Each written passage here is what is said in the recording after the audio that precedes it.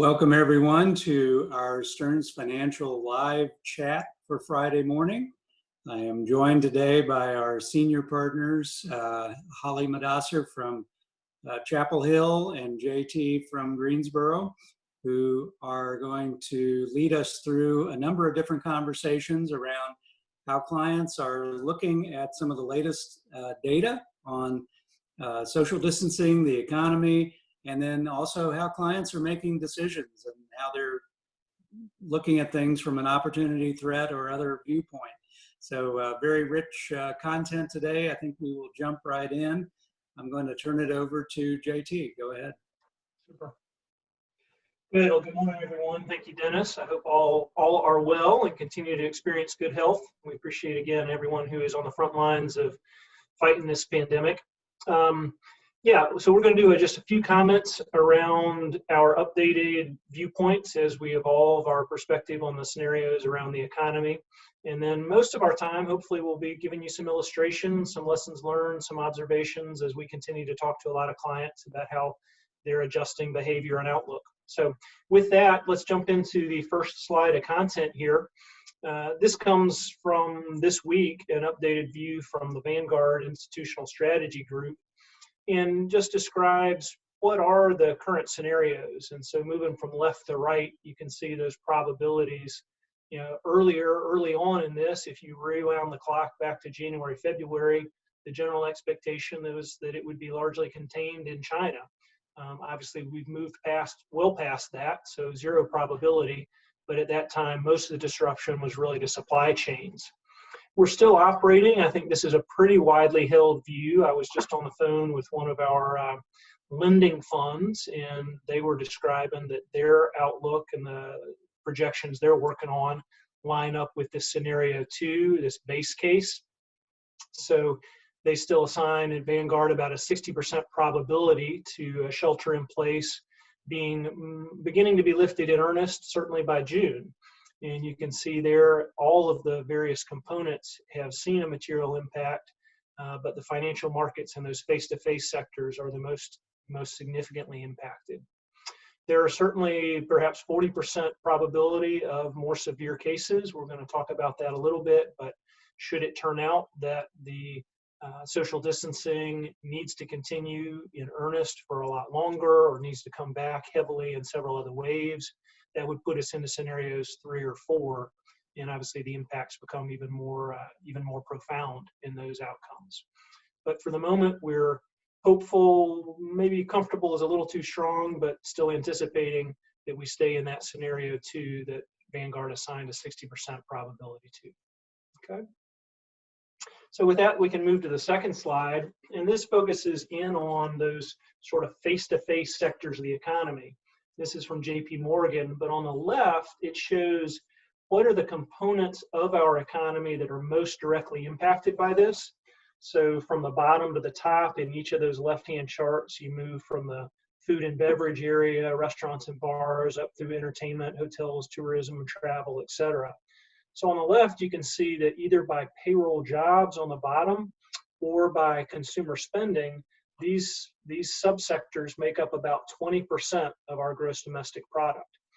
So in the case of spending, about $4 trillion of consumer spending is in these areas, and about 20% of payroll jobs, about 30 million jobs, which ironically is almost coincident with the cumulative new claims of unemployment over the last 6 weeks of about 30 million. Obviously not a one-for-one, but a pretty close correlation there. Interesting though, it's 20% of the economy. If we think about the earnings, which obviously drive corporation stock prices, they make up a relatively modest 7% of the operating earnings of the S&P 500. So while it is a profound segment of our economy, it is not nearly as large an impact on the drivers of the stock market. So that is one of the things we're observing as we look at the market and the pretty large disparities of how stock prices are performing across sector and industry. So I think that's important to keep in mind. We can go on to that next slide. So this is becoming in our shop, Dennis has popularized the description of the Loch Ness Monster. I don't know who may have picked up on, apparently the government acknowledged a video of unidentified flying objects. So we'll continue in that fantasy world and talk about the Loch Ness Monster here, which is just that image of a serpent with multiple waves rippling through the water. And so on the left side, that first wave, from March, we're then moving chronologically through time to the right. And that's where we still are. We're perhaps getting on the tail end of this huge surge in new cases. You can see this breaks it down by East Coast, West Coast. But I think as you read across some of those added points, the point really is that we are hopeful that we have crested this wave and are moving down the curve now. That evidence is increasing.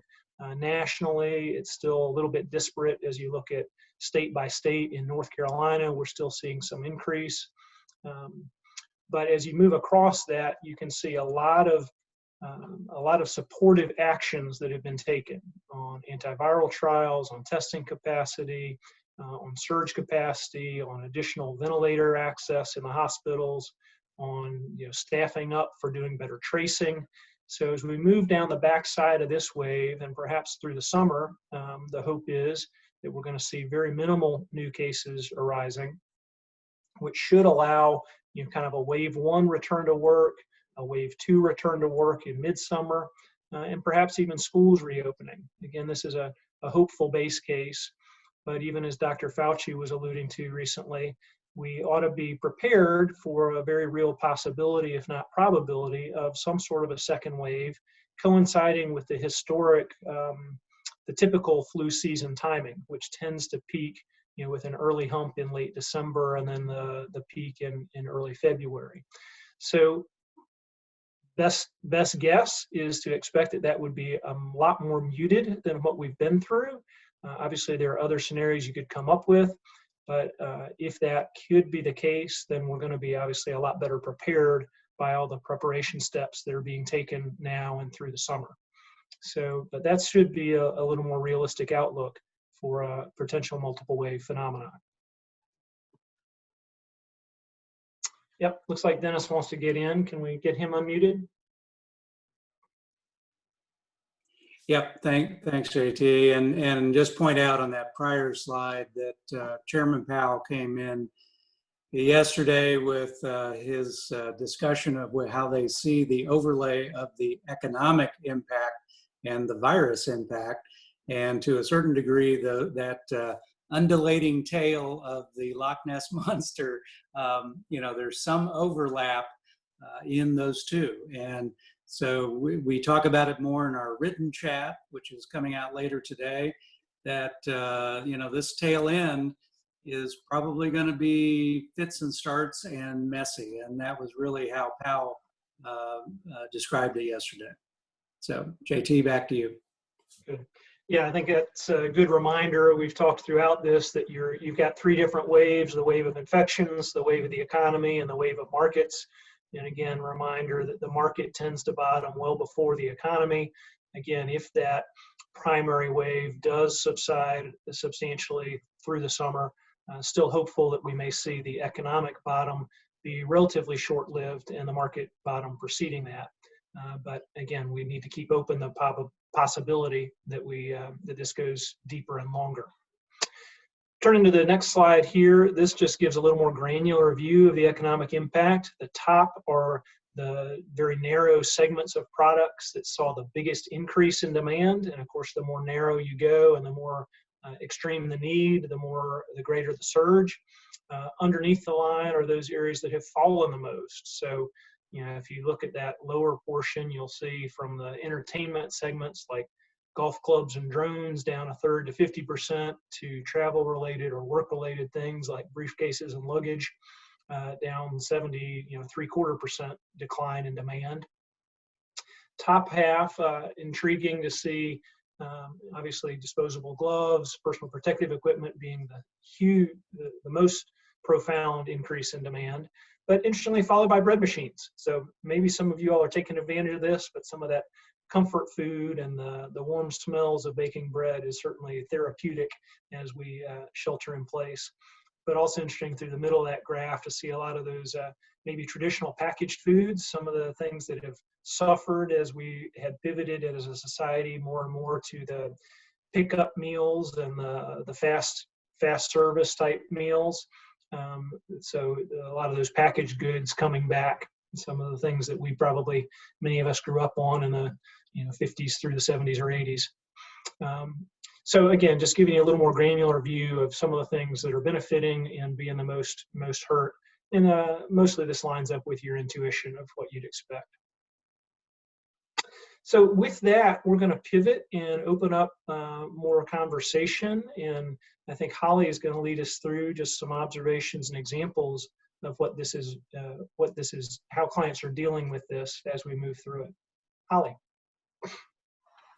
Thank you, JT.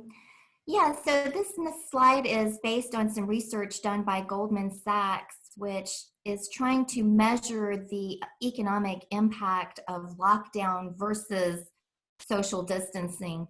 And when I say lockdown, I'm talking about sort of an Italian style lockdown, which Goldman is suggesting results in a 25% decrease in GDP versus a more relaxed social distancing where you're sort of trying to keep the economy going.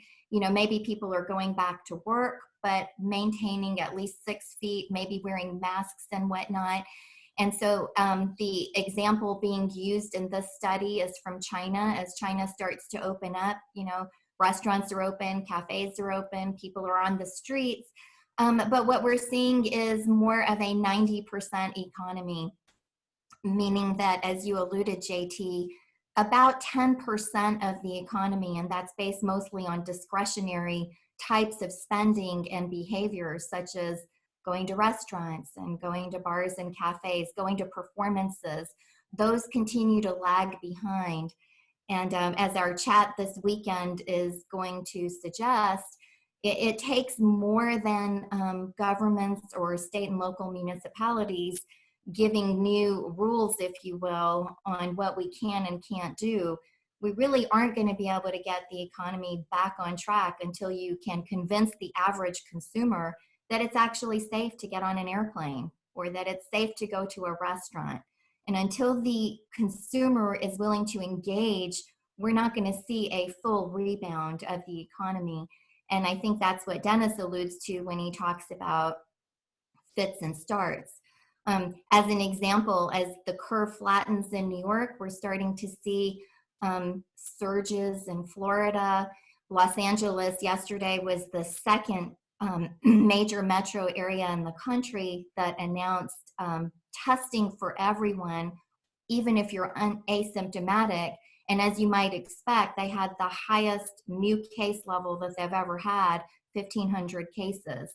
So it really is going to be more of a 5-pronged approach, which starts with social distancing, but also includes early testing, early treatment, contact tracing, and ultimately a vaccine before we can really get back to where we hope to be. And, that could easily take through January, February of next year, if not longer, before we see a vaccine.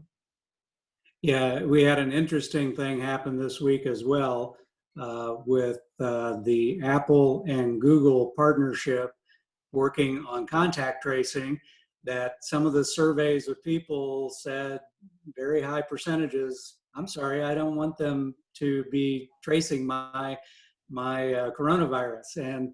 And so again, I think that's just another great example of how America will probably move through this in a little different way than perhaps some other countries. Yeah, 100% agreed that we like our privacy. And so the idea of being tracked on your cell phone or some other mechanism doesn't appeal to many people.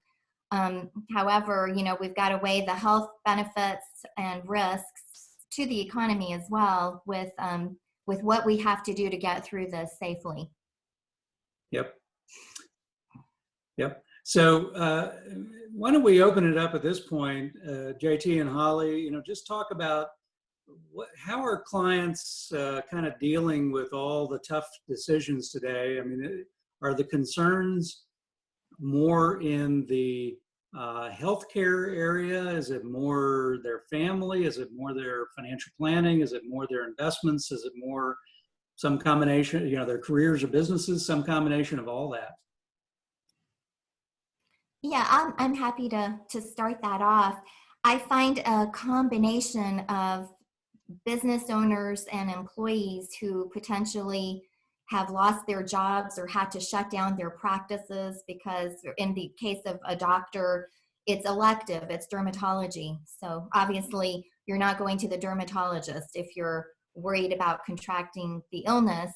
Another client is in executive recruiting. So that just completely dried up. Another client that I have is in vacation rental business. That's completely dried up. So there are a lot of people who are out of work, and that's not discriminating between levels of education or backgrounds. What I will say for our clients, however, is that coming into this, we did a lot of good planning. So many of our clients have at least 1 year, maybe 2 years of living expenses either set aside in an emergency fund or enough cash and bonds in their portfolios, depending on their risk tolerance, to be able to manage the crisis with a sudden stop of income. And so for that, I think they're all grateful. Our clients are in an enviable position. I know there's many people out there that are not in that position. In addition, the government stimulus, the PPP, many of our clients have applied for and received loans. And so that's helping keep them afloat until we can get back to a more quote unquote normal situation. Yeah, I would echo a lot of that. I think to your categories, Dennis, clearly everyone starts first with the health of their family and themselves and kind of moves back from there through career and business to some of the financial pieces. Clearly during the late March period where we were having such a waterfall decline in markets, there was certainly a lot of angst and concern around the financial side. But as Haleh alluded to, we're very thankful that so many of our clients have planned well and we're able to put that in perspective and know that it would likely be only a minor adjustment to their long-term forecasts. You know, clearly as we've moved deeper into what are some of the economic consequences and what does that really mean business by business, you know, I think people are dealing with it realistically. Again, I've been struck by how balanced a perspective most of our clients are expressing and that they have largely not been rattled or thrown off. Certainly I've had a client or two who had a fairly quick reaction and got a call with a question of, do I need to cut my cable bill and do I need to, you know, do away with my credit cards and these sort of things. And general counsel has been, though this is unprecedented, I think that you put it in perspective that you have a lot of wiggle room in your long-term financial future, a lot of ways to make adjustments over time. And it's probably premature to take too many dramatic actions, you know, someone who's retired to try and change their lifestyle. You know, I don't think that that's warranted, certainly given the nice bounce back that we've seen in recent weeks. Yeah, I was going to say cutting the cable bill would preclude being able to lean into Netflix binge viewing. But we have a lot of clients who have said, you know, I'm getting out and doing more walking, and it depends on part of the country how much they can do that and how they do that. But yeah. And I think that, again, the reality is that this forced staying at home is a natural suppressant to a lot of our discretionary spending. So, you know, I think it's been interesting talking to some business owners between the PPP loans and them their ability to address some of their fixed costs already. You know, if their payroll costs are covered and they're still able to operate at some level, many of them are going to be okay from a cash flow perspective. And I'd say from a consumer perspective, to some degree, that's true as well. Some of the discretionary spending just isn't occurring. And so our overall spending level is, you know, perhaps 60 to 80% of what it would have been otherwise. And that builds in a natural sort of counterbalance to what we're seeing economically. Yeah, and I might just add too that our clients are very fortunate, obviously, to have the luxury of being able to withstand an economic downturn for the most part. But even seeing that some of you, for example, I recently learned of a hairdresser who, was limited in the amount of income that she was making because she can only see so many people a day. But with this pandemic, she is delivering pre-mixed hair color and products to her clients. And stopping by here, she told me that she's never been busier. She's actually making more money because it takes a lot less time to drop off a product than it does to actually put the product on someone and style their hair. So I think, there's some examples of people, good old American ingenuity and entrepreneurship that, are pivoting in their service models, which probably takes us to the next slide, which is that this has sort of been an imposed time of reflection, like JT alluded. People are off the frenetic treadmill, if you will. And so having more time at home to reflect, having family meals, exercising, really thinking through, do I want to go back to that? I think some things may potentially be in for systemic change. I know several people who've had doctor's visits using telemedicine, for example. They never want to go to a waiting room again, that they want that to be the norm.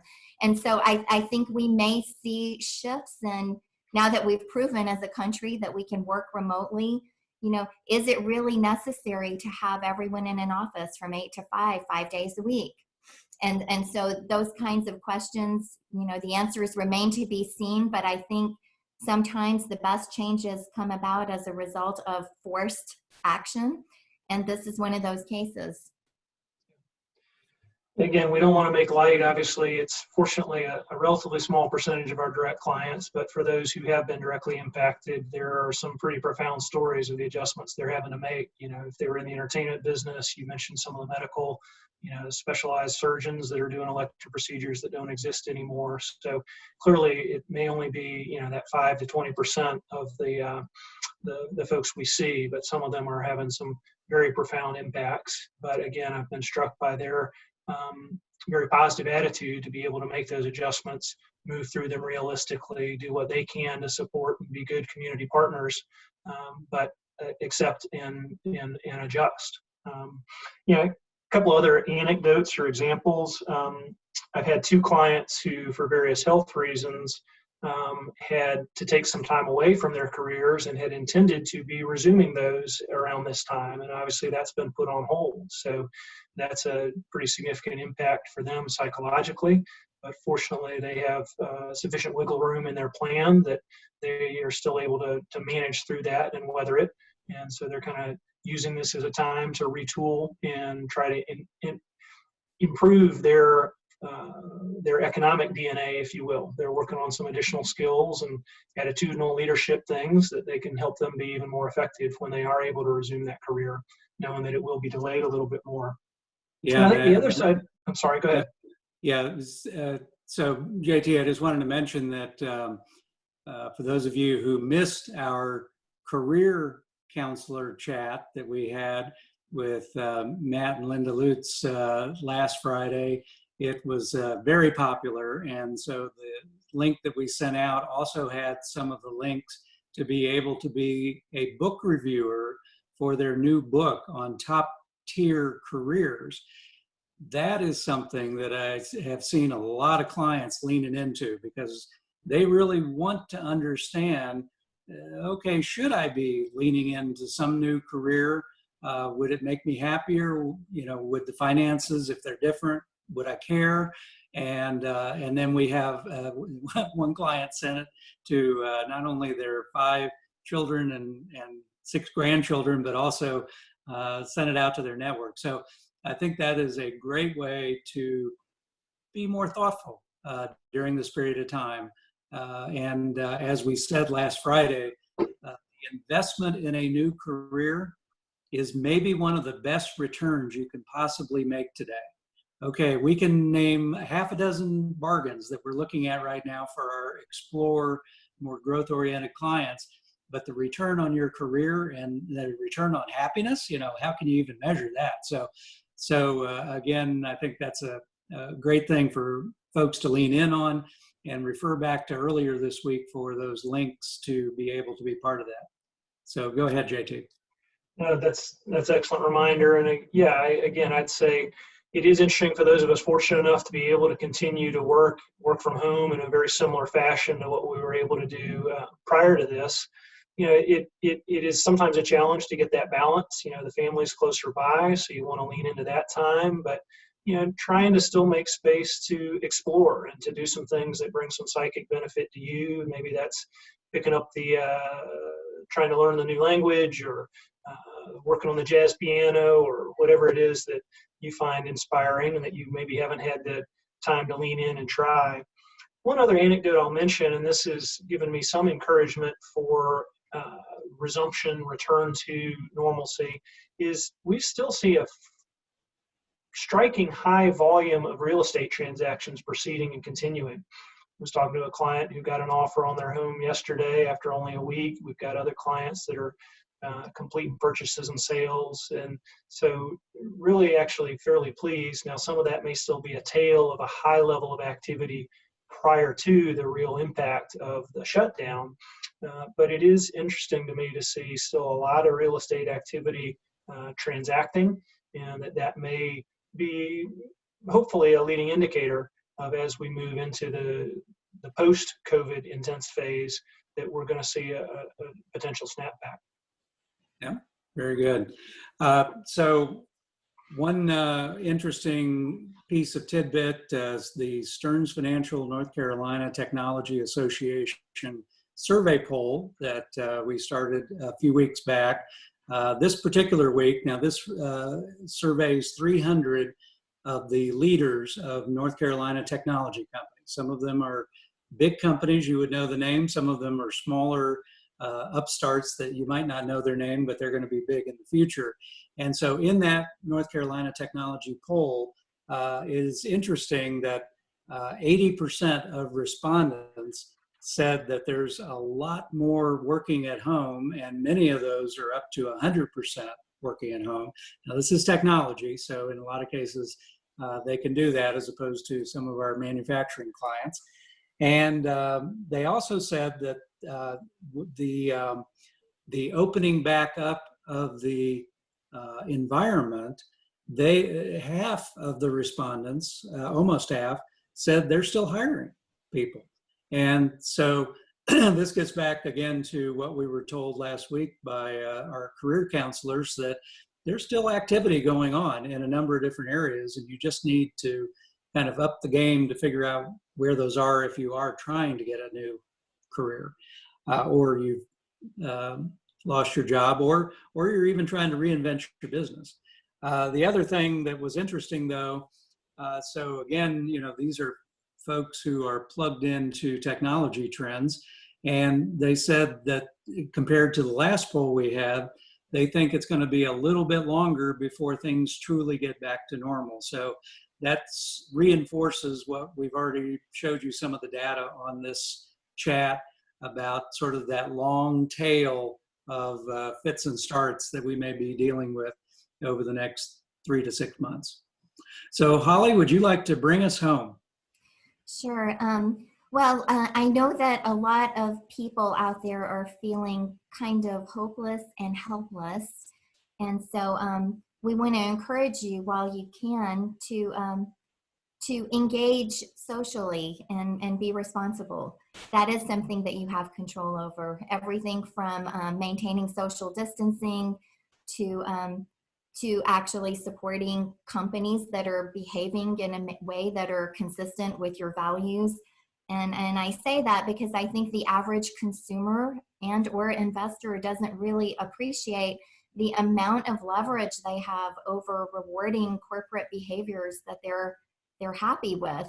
And you can look at examples of Shake Shack, who immediately gave back $10 million in PPP loans due to bad publicity gone viral.